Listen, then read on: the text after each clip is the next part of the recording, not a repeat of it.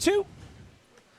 Welcome back, WNST, Towson, Baltimore, and WNST. We're Baltimore positive. We are at State Fair in Catonsville, which means I was well-fed, Don will be well-fed, and County Executive Calvin Ball is running out the back door because she's busy. But we have Howard County Executive Calvin Ball. We had a little number thing in the last segment you wanted to clarify, so go ahead. Yeah, so we're changing the fees in lieu from $72,000 per acre foot of water storage to $175,000. Wow. So it's a significant increase, and a lot of developers aren't happy about it, but we got to hold them accountable. There you go. All right, thanks for clarifying. Well, that's last segment. I want to get Kirwan. Nestor is going to school, and we've had a lot of guests on, done a lot of research talking about Kirwan. So we want to turn to you. Kirwan's going to involve local government. It's going to involve state government. We're talking about a $3.8 billion commitment. From a local government perspective, talk about the importance of Kirwan. And first of all, let's tell people, Kirwan is the recommendations of the State Commission to dramatically increase funding for public schools across the state of Maryland. This will make our schools better. Right. So we definitely need significant increases from the state. Just if you look at just our capital budget, there was a time when we would get, almost $34 million from the state on capital budget help in a year. Last year we got our lowest, which was a little over $6 million. And so as we're having increasing needs, we have a deferred maintenance of over $500 million in Howard County. We've got schools that need to be renovated, need to be built, and we're getting our least amount from the state. And so the state needs to step up, and I appreciate all the efforts of everyone moving forward. And I think that Kirwan has a great deal of potential. What's the lobby against Kirwan? Wait. Why is Hogan so adamantly against? I mean, I live in Baltimore City. All I hear, crime and education, that's our docket. Your transportation, you have other things going on in your place. But education is at the top of everyone, everywhere. It's how I met him. It's how I got here. It's how I fed my, education is the most important thing. It's the biggest line item, that I've learned in all of your budgets, right? Yes. And we're still not doing a very good job. Well, I mean, no offense to Howard County, where there is a reputation that they do a good job. Right. But overall in this country, just based on the people that are believing the fake news we talked about in the last two segments, where your mind goes is everything. I can't fathom that you could be a politician and be against this. Well, and talk be about popular, the people, though, Mr. Exec. As you get around, it's interesting. I just looked at the new Goucher poll, and we're going to reach out. 70, what was it percent? And have Malia on. Yeah, 70-some% support increasing taxes for education. But when you get around Howard County, do people, and you talk to people all the time, do they understand Kirwan? Do they know what it is? Or is it just something that sort of they've heard on the radio? So, and I think that if you look at what you both asked, they're related. I think the biggest challenges are most people have no clue what Kirwan is. Right. And most folks don't quite understand how the funding formulas work right now.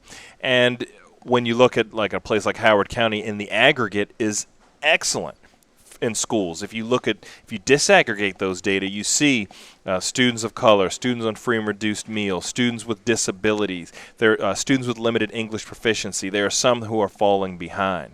And so I think one of the biggest critiques that I think the governor and many others would say was, how are we going to pay for this, and how are we going to ensure that even if we did put more money, that those dollars would be used efficiently and effectively to address the issue? See, I would say as the governor, how are we going to pay for not doing it when we're not doing a good enough job on the whole of creating good citizens? And Nestor has, we'll use this again as a request. Nestor has reaching out to Governor Hogan and his folks. We'd love to have the governor come on and give the other side, because I find it unsettling when just a week or so ago I see where the governor is going to use what I'll call dark money of political action committees to fight against Kirwan. And I think a lot of us believe dark money's the problem in all of elected government. Define dark money. Now, money that comes from, we don't know where it comes from. That's a pretty That's dark good money. description. How about that? If you describe it another way. Is that fair? Yeah, I think we don't Okay. know where it comes from, Yes. and we don't always know an accounting of where it's going and how it's being used, and so there's not really any fingerprints on it. And it will be used if you take. It seems from my perspective, if you take an issue like Kirwan, where the county executive indicates that people really do not know a whole lot about Kirwan, that if you suddenly start to spend a significant amount of money and reach people, whether it's social, TV commercials, whatever, you can suddenly move the needle in public opinion. We had David Hornbeck on Mr. Exec, and he's the CEO of Strong Schools Maryland, and they're doing everything they can to educate people as to why Kirwan matters. But it's What's very the drop dead difficult. date on this? It's very difficult. When will this happen or not happen? So they're probably going to go through this upcoming session, which is about early January through mid-April, and have those conversations. And I think, to the other side, it's not just a matter of throwing more money at an issue. It's looking at, like I said, the decreases in state funding and the increases in costs to do things.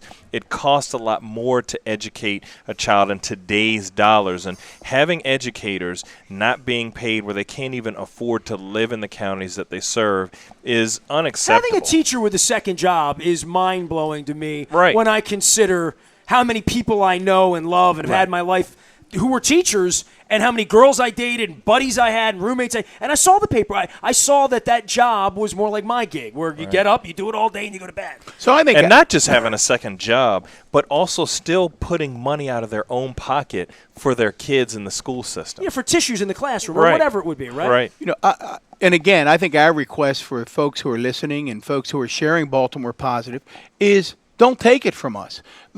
There's do your own plenty research, been written. sure. There's Yeah. plenty that's written. There's plenty of information out there.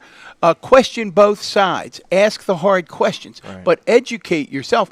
I will tell you that if David Hornbeck were sitting here, he believes this is a once-in-a-generational opportunity, and that if we miss it, students in Maryland will be affected for a generation.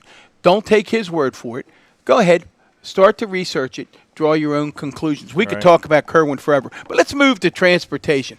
Everybody, I know you're, I think maybe even this evening, going to have State visit you. You're going to talk about Howard County's transportation problems. That's right. You just got a major grant, I think, a $458,000 grant or whatever. Yep. Talk about Howard County's transportation issues and what you see happening out there and what we need to do.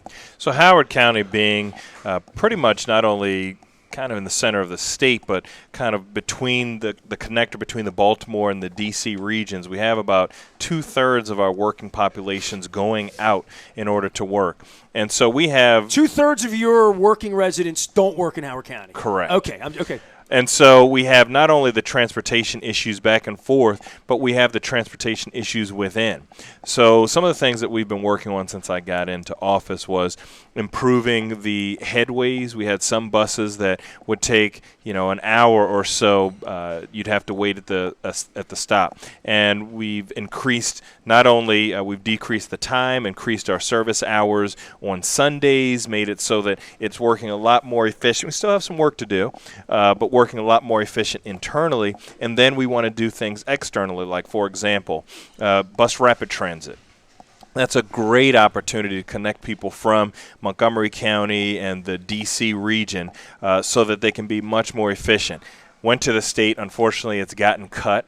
We're hoping that they'll reevaluate those dollars, but those dollars will be an incredible impact for our working population. Maglev, go through you. Does that hit your desk ever? No. I mean, I've thought, I live in downtown Baltimore. A full disclosure, my condo's been on the market. Please buy it. No one walks through it because, I live in the city, and that's part of Baltimore Positive. But I think about the potentiality for Baltimore, what it could be sitting off the highway, and what really Boston to Richmond's going to become in most people's vision, and where the city sits in location to the highway, Right. as opposed to D.C. that you got to navigate, or Philadelphia you got to navigate, or New York that you don't want to navigate. Baltimore's a place where, you get off and you get on very, very quickly. And the notion that we could run a train, and I'm going to Asia, I'm going to Korea, and I'm going to Tokyo in a few weeks. seeing and I've been over there, but seeing a 20-minute train from downtown D.C. to Baltimore, what that could mean with a stop in Columbia, Howard County, right. that you're 12 minutes from downtown D.C., one stop in Carroll, one stop in PG, whatever it is, but boom, boom, boom, 4 stops from Baltimore to D.C. on a 28-minute train. You have completely transformed the entire region. Exactly. The entire region. And again, as we talked about before, we are perceived of as a region. So we need to do a much better job on regional transportation, and it takes investment. Now, you've done, even beyond what we're talking about, bus rapid transit and these other major transportation issues, you've been focused for a long time on making Howard County more accessible to bikes and pedestrians. You see that as a critical part of this puzzle as well, I think. Yes, I see transportation as multimodal. So you need to have, of course, for the cars, you need to have it for the transit, but also a complete streets model. And so that's why I was very glad in my first budget to put a record amount from any other previous county executive toward complete streets to make it so that we are more bike and walk and pedestrian friendly. You know, frankly, there are some people who still have to get to work back and forth because of the bikes or walking. And it's also a health issue, not just be able to walk on the road, on the pathways, but also take some cars off the road. That's a very popular younger person. I mean, I live in the city. I hate the bird scooters and the like. I just think they're unsafe. I mean, so my civic concern is you're going to get killed on that thing. But all that being said, those lanes, and that's Stephanie Rawlings Blake, I found that's her legacy in Baltimore, was building those bike lanes. They're cool. They're awesome. We should be doing more of that. But I think as an elected public official, I'm sure it's you're swimming upstream. I mean, we got a governor trying to build a 3rd lane to go across a bridge that he swears will have cars in 2040. And I don't really believe cars are not going to be driving themselves by then. So there's really an ideological vision issue on issues like that where people don't see a world of bikes when they're 55 and haven't been on one, right?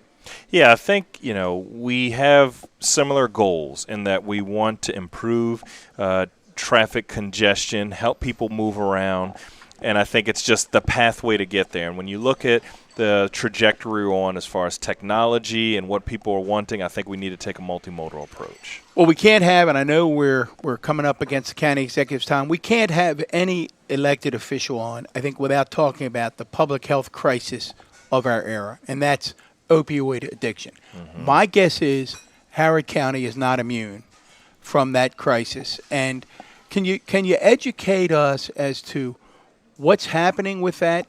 How bad is the crisis in Howard County, and what are you doing to address it? So since 2016, we've had nearly 140 people die from opioid overdose in Howard County.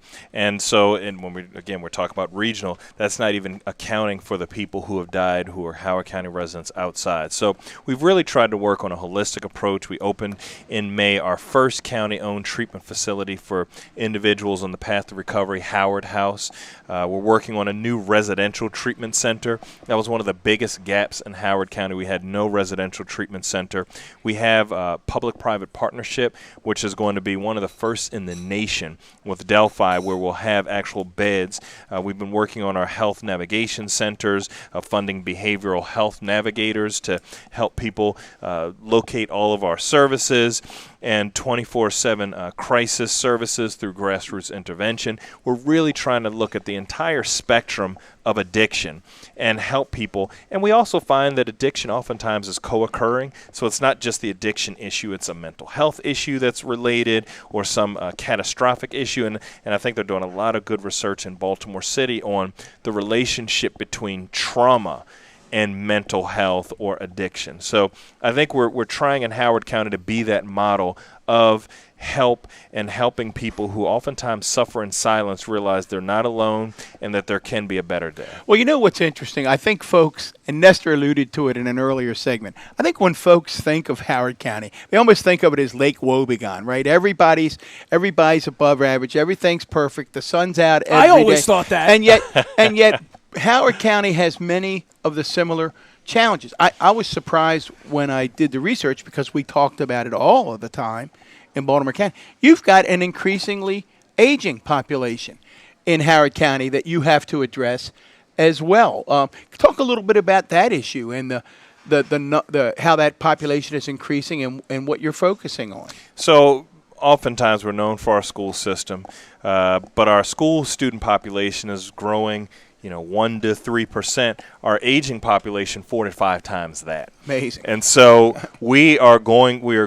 They love it. Very They never fast. leave Howard County. They live longer, right? That's They it. love it. It's a good place to live. This You and stay. this becomes your problem. Right. So what are we doing? So we're working on our 50-plus centers. We actually have a lot of investments that we're making. We're working toward becoming an age-friendly county, and so that's. So what does that mean? Tell people. It sounds great. Tell people what that means. Now that I'm getting older, I want to know.